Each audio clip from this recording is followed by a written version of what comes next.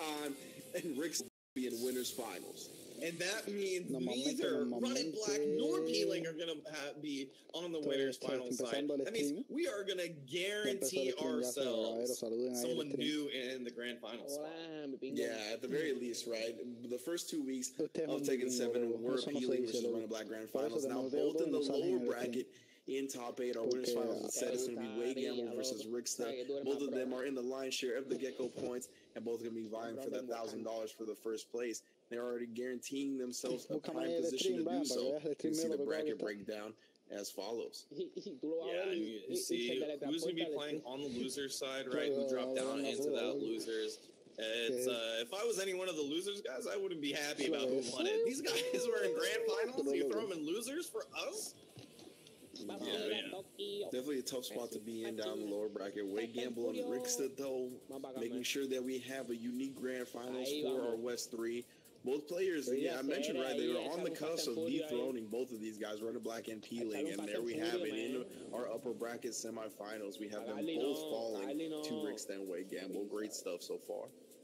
And so one of those guys down there are going to have to win a game to play against one of the guys who have gotten consistent grand finals. Might even have the chance to take him out earlier into the pool than, or into the top 8 than anybody thought maybe. And that's a big deal, right? Because if I'm Way Gamble or Ricksta, I'm hoping one of those guys is losing that 5th place spot, because that means they're going to not have as many points as they would like. That's going to mean everybody else is going to move up higher in those Gecko point standings, and then hopefully close that gap a little bit. Yeah, absolutely.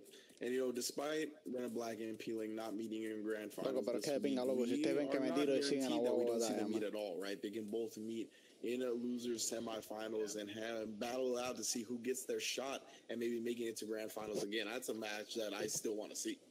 I still want to see it, right? Because I guarantee you that Running Black is not happy that he's lost 2 versus Peeling. So I just even want to see the adjustments that he'd have possibly made, right? Like, he might have gone back and been like, all right, well, what are the adjustments that I have to make in order to take this guy out? Maybe looked over some footage. I mean, we've had a lot of Tekken World Tour matches. Maybe just even little things like watching book play might help you out. Things like that really go really far.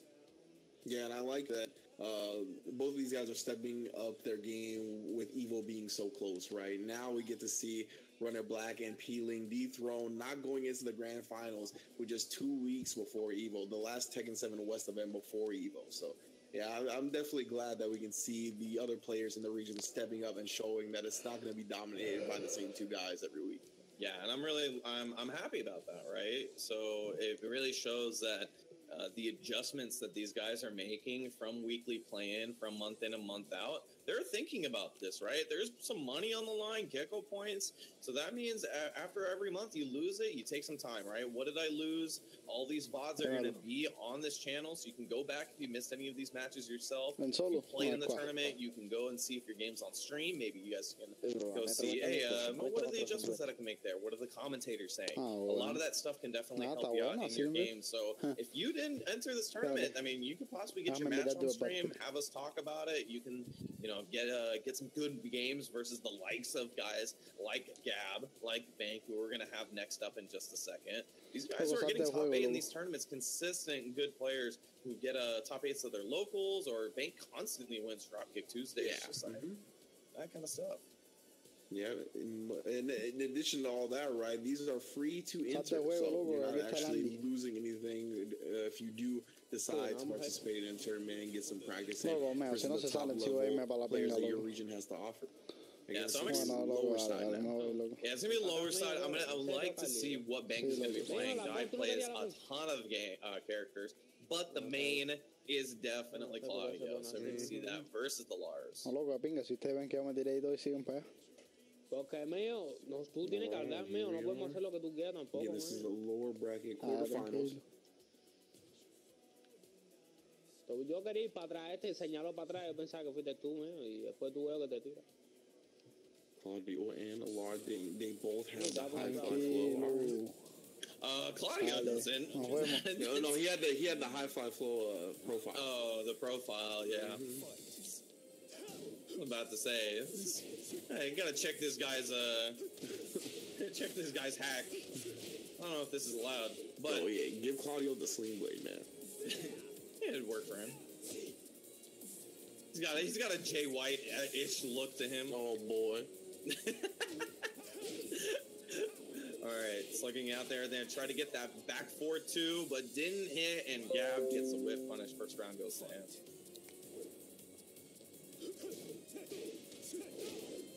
Oh, great orbital. I like the combo too. Gets the splat. Good damage as well. Gets a whiff punish. My man just stared at him.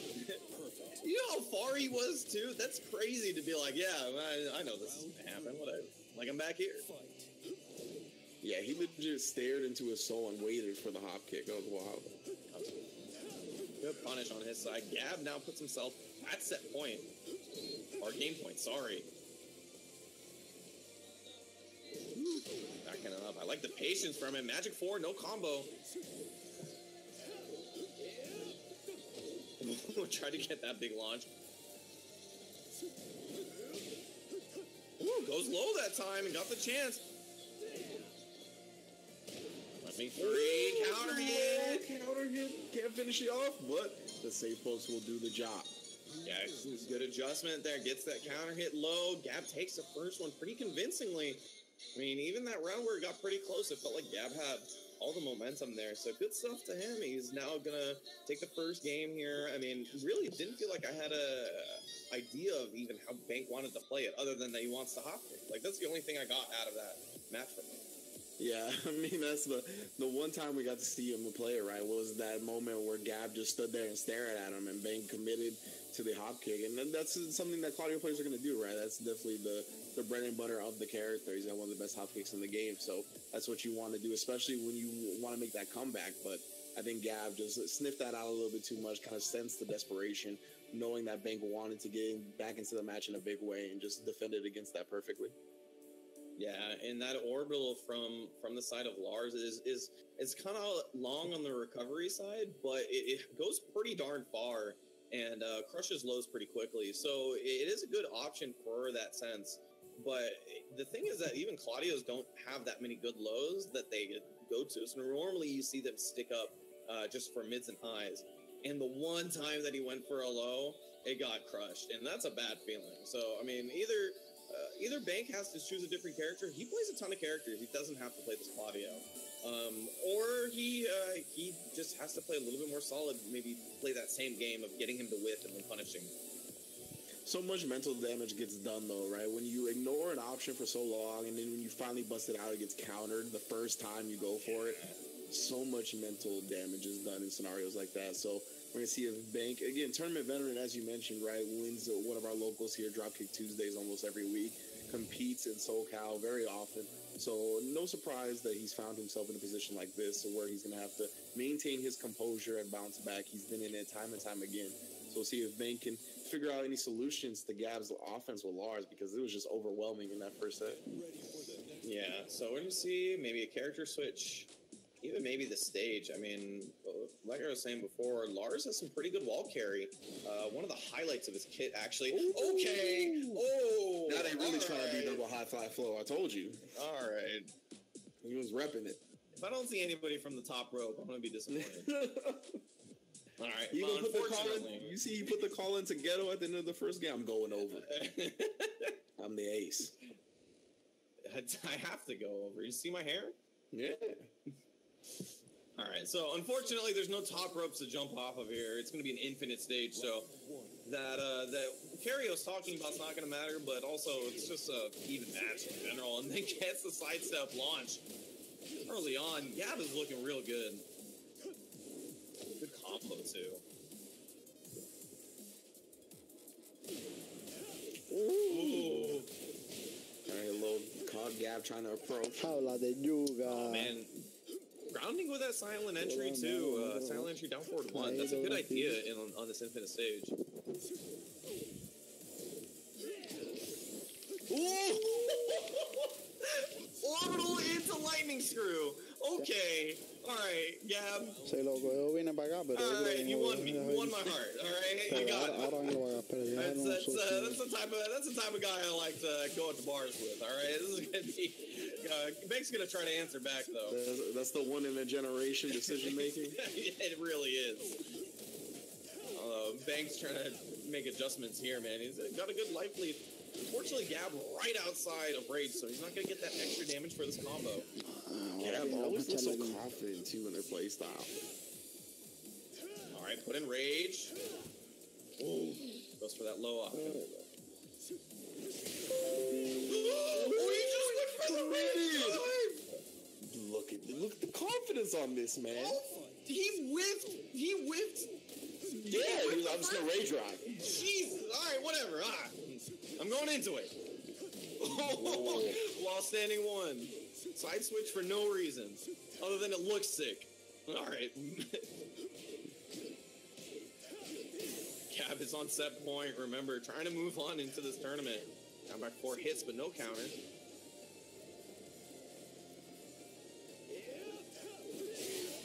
Oh my goodness. That dude got kicked in the mouth. Oh, man. Unfortunate, but Bank tried to answer back with his own high fly flow, but unfortunately, his is love energy, not high energy, and Gab's gonna move on. That was, I mean, it's a one in a generation, right? Not two. Exactly.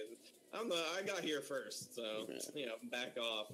But I was very impressed. Yeah, I was very impressed with Gab's decision making. Like, I felt like they were so confident in everything they did that set. They were never switching the pace because of their opponent, right? They were switching the pace because that's what they wanted to do. They wanted to throw their opponent off without them even really conditioning was Gab to do anything specifically. So great stuff. Really had complete control over Bank in that set. Yeah, I mean, he played pretty darn well. I mean, even making like little decisions like, hey, I'm just going to go into Rage Drive. Why not? Like, sure. Like, just things like that where he's just like, he really just sort of committed to things and then just did it no matter what. And sometimes just like hard decision making like that pays off pretty well. Yeah. But good stuff to Bank. He's going to get himself 7th place, which means, if I recall correctly, that means he's going to get 15 points, 15 Gecko points. Mm-hmm. And it's a good spot to be in, just trying to build those points up as you're going on. I was right. He's getting 15 points. And you know what's also cool is that he can take that now that he's out and save 15% off his car insurance if he switches to Geico. So good stuff to him. Takes that 15, moves on. He's gonna Gab here is going to try to get out of that 15, trying to win this next match, and that way getting to that 4th place. Where the points start getting a little bit bigger. That's where you start really separating yourself from the rest. Yeah, and exactly. And those, again, our 1st and 2nd place are going to be really Peeling with 100 because he won the first 2 weeks, so that's 50 points each. And then 70 points Running Black with 2nd. So again, that's the magic number that Running Black wants to stop Peeling from getting is that 4th place, right? Because 4th place, he secures himself 20 points. That means even if Running Black wins, he is only tied for 1st, not necessarily in the lead. So that's something to keep in mind as the Gecko points get broken down as we move along in the tournament. Great stuff so far. We're going to have another lower bracket match coming up next. It looks like it's going to be Jackie Tran versus Blood Talon. Yeah, Jackie Tran versus Blood Talon. So that means we're going to get probably a Hwoarang versus Jack. Yeah. And I think this matchup isn't great for Jack, just having the ability to like put constant pressure on as a Hwoarang, really put in constant mix-ups, and Jack not really having a lot of fast options. I mean, his fastest option being that forward 2 is a high that you have to commit to that's unsafe on block, and is only worth it if you get the counter hit. So in that sense, he sort of has to take a lot of risks, and that jab punish or that punish that he can get off that can transition into more pressure. So if you just block that forward 2 and then continue on afterwards, unfortunate.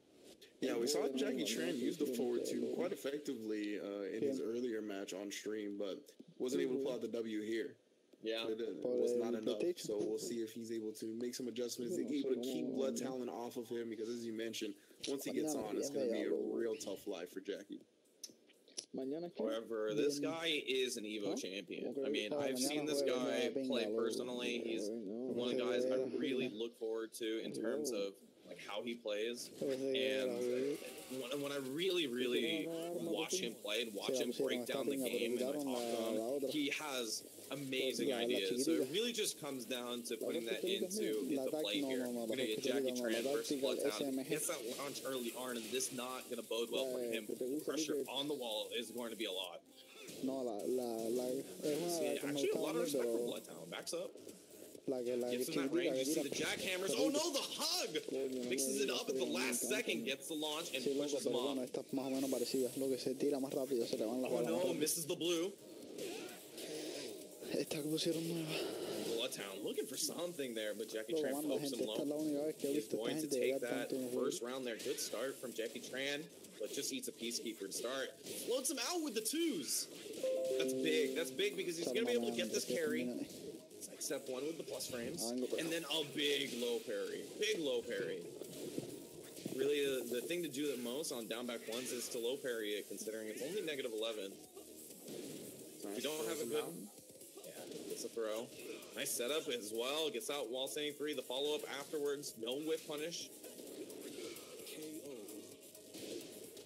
But cleans it up. Good pace from Blood Talon there on that round. Was able to really control Jackie Tran, but just like in that first round, he was able to pull away the momentum right when he needed it. No, missed the rocket kick. It's unlike him, honestly. Oh, there's anything that Hwoarang players know is backlash bait setups. Look at that. Look at that. There's all the power curse setups. They know exactly when you want to press a button. Oh, debug in the building. Oh man, the weight in the down back one. How about you stand up before I kick you in the ankles or punch you? Sorry. It's going to be the game point here for Jackie Tran. Oh, counter hit. Nice combo too. Good adjustment and gets that great wall damage that Hwoarang has.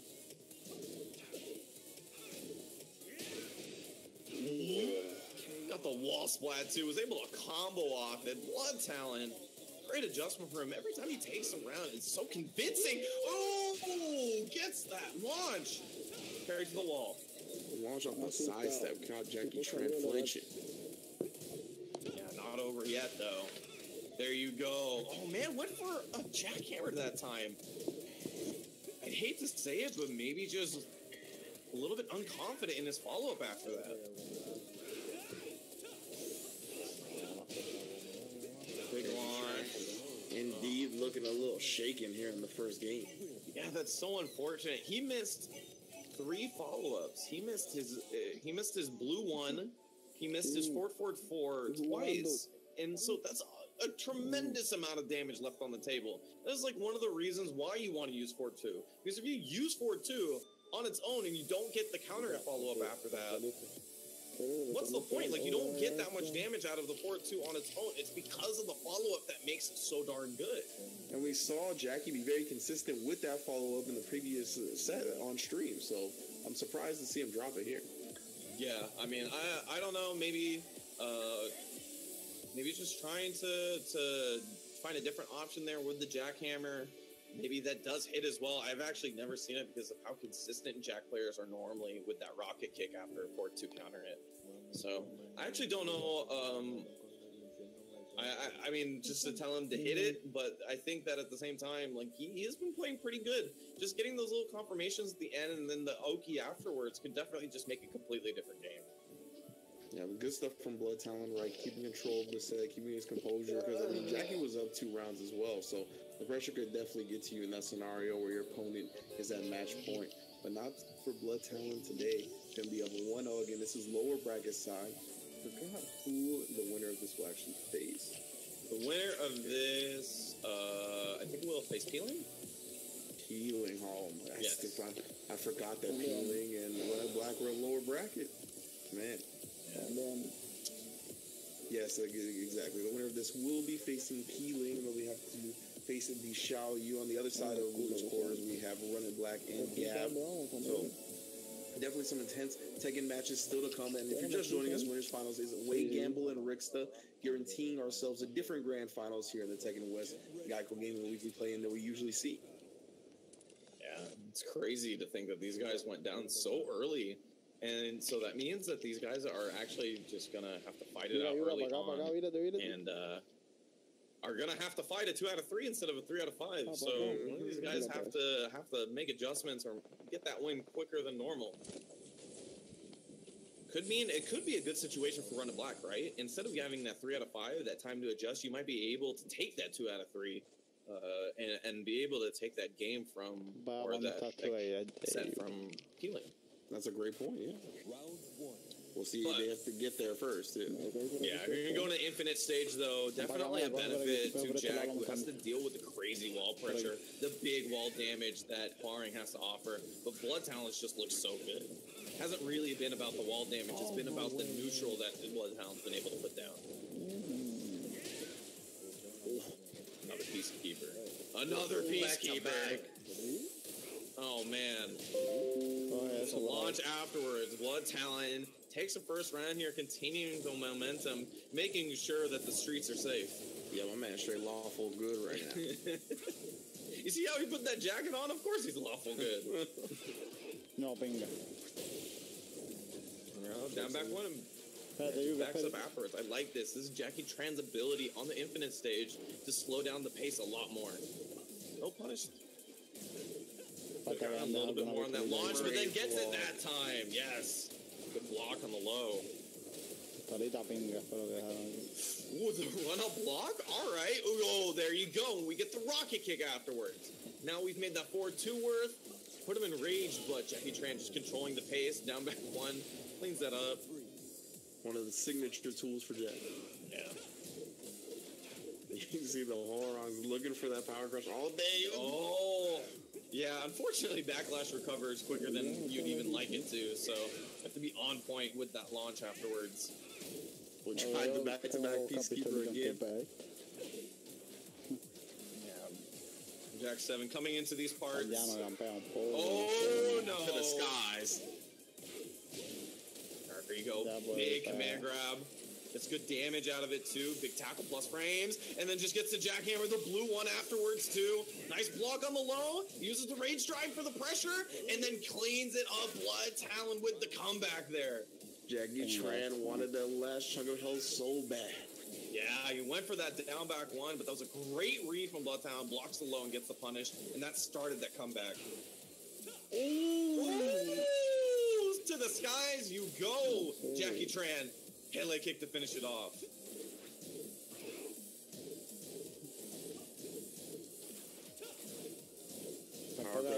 Trying to catch Jackie pressing a button.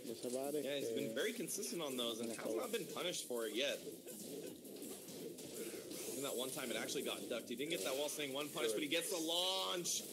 Blood Talon trying to close it out there while standing 1, gets punished this time, and that's going to be it. Blood Talon's going to move on through Jackie Tran 2-0.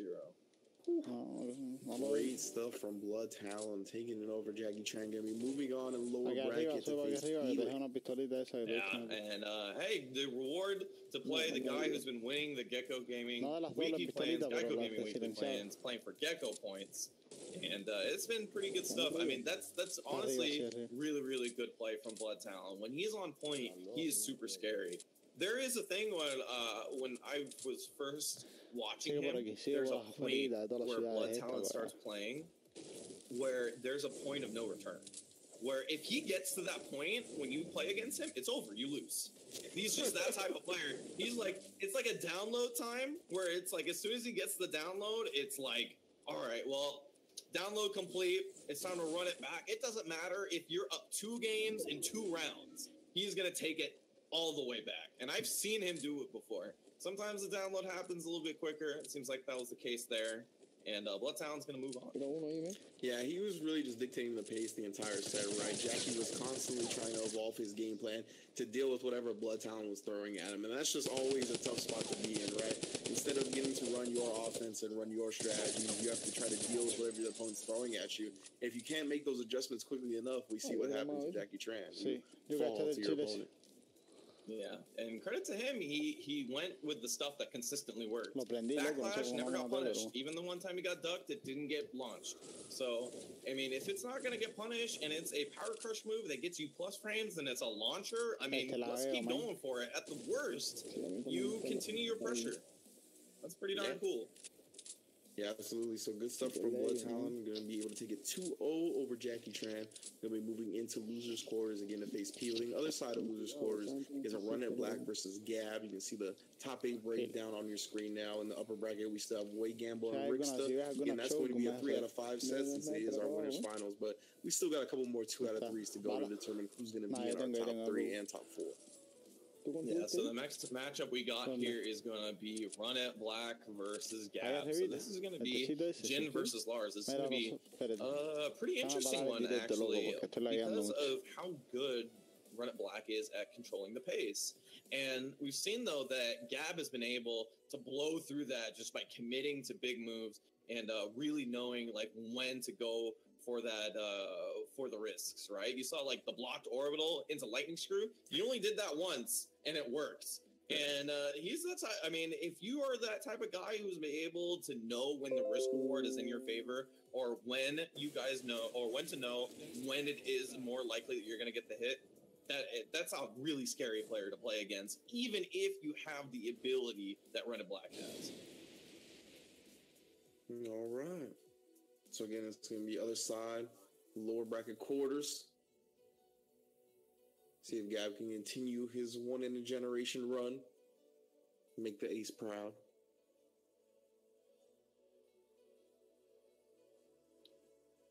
Yeah, the once-in-a-generation over the faker there. And that's why he's moved on to this tournament. But we're going to get him on the infinite stage. Shout out to the bank, man. Yeah, shout out to the bank. Still got a very good 7th place, 15 points on a stack tournament. A clean duck and launch from Run It Black, but as you mentioned, drop the combo, makes up for it now. There you go, drop the combo, just stayed on the ground, avoids the throw. Oh, tried a big swing with that down forward 2-1. Run It Black saw it coming from a mile away, ducks and gets the punish. Unfortunately for Gab, this infinite stage means that carry that's so good from Lars is just not going to be good here. So he's going to have to give up some damage for some good Oki. But man, I feel like today, every time we mention that the character is struggling because they don't have walls, the player ends up winning the match anyway. I'm down for that right now. Honestly, I want to see a shakeup in this top 4. We're putting ourselves in a good place to do it. Nice duck with wall standing too, and the combo afterwards. Like the drop too. He's been going for that Oki consistently and giving himself the best chance to continue his pressure.